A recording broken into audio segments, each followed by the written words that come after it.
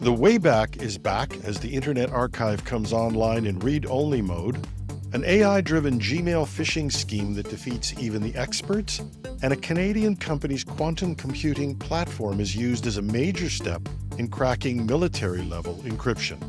Welcome to #Trending. I'm your host, Jim Love. Let's get into it. We don't normally carry a lot of security stories on #Trending, leaving those to our sister podcast, Cybersecurity Today.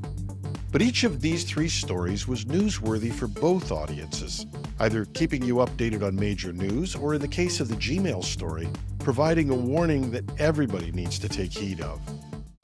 The first story is a good news story. The Internet Archive's Wayback Machine is back online, but in read-only mode following last week's significant data breach. Founder Brewster Kahle announced on social media that the site has returned in a provisional manner, cautioning users that further maintenance may require it to go offline again. The Save Page Now feature, which allows users to archive a web page in real time, remains unavailable. Kahle also asked users to please be gentle as the platform regains stability.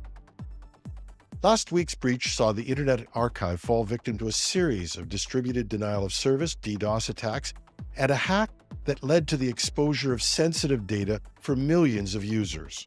The archive, known for preserving historical versions of websites and digital media, has been struggling to maintain full functionality since then. In the meantime, just a reminder to check Have I Been Pwned to see, out of curiosity, if you're one of the 31 million people whose data was leaked, and of course, because nobody in our listenership uses the same password twice, you'll be fine. But you might want to remind your friends to change their passwords. There's a new Gmail phishing scheme which could even fool the experts. Here's two examples of it, and I'll include a link to the full blog from one of the people, Sam Mitrovic, so that you can go through the entire detail of this hack. It's spectacularly detailed and powerful. Microsoft solution consultant Sam Mitrovic recently shared how he narrowly avoided falling for a sophisticated AI-driven scam targeting Gmail users. This scam uses a mix of well-timed notifications and convincing calls that could deceive even experienced tech professionals. The scam started with a fake Gmail account recovery notification, followed by a missed call purportedly from Google support. Mitrovic ignored these at first, but a week later, the notifications and calls repeated, this time with a voice from an American Google support agent. The caller cleverly used fear tactics by asking if Mitrovic was traveling or had logged in from Germany, which Mitrovic denied. The scammer then claimed that his Gmail account had already been compromised for a week, escalating the urgency and making Mitrovic recall the earlier missed call. While on the phone, Mitrovic Googled the number and found it linked to a legitimate Google business page. The tactic, using numbers associated with Google services, adds a layer of credibility that can easily mislead users into believing the scam is genuine. Another similar scam reported by Gary Tan, founder of Y Combinator, involved a fake Google support agent claiming a family member was trying to recover his account, having submitted a death certificate for Gary. The scammers used Google Forms to make the interaction seem even more legitimate because they'll come back with what looks like a genuine Google address.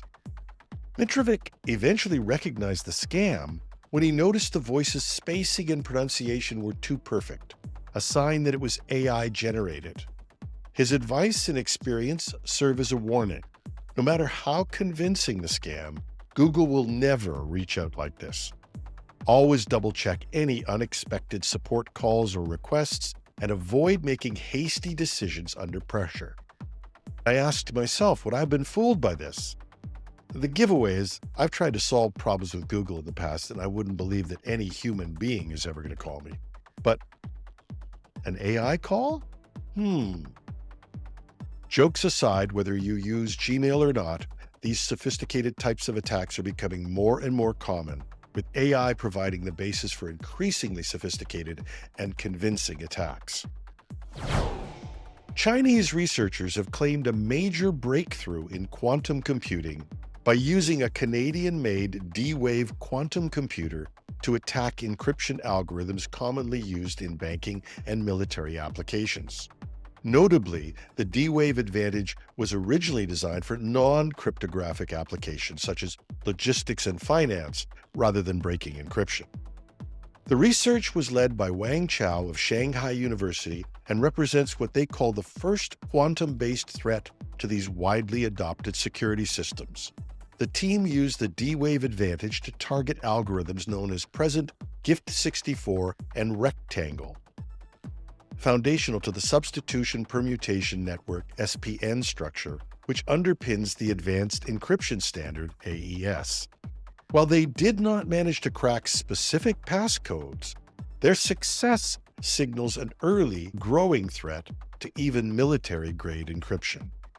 The researchers acknowledge the limitation of the current technology, including environmental challenges and immature hardware. However, their work suggests that advancements in quantum computing could make today's most secure cryptographic methods vulnerable. And that's our show for today. I'm your host, Jim Love. I hope you had a great Thanksgiving and have a terrific Tuesday.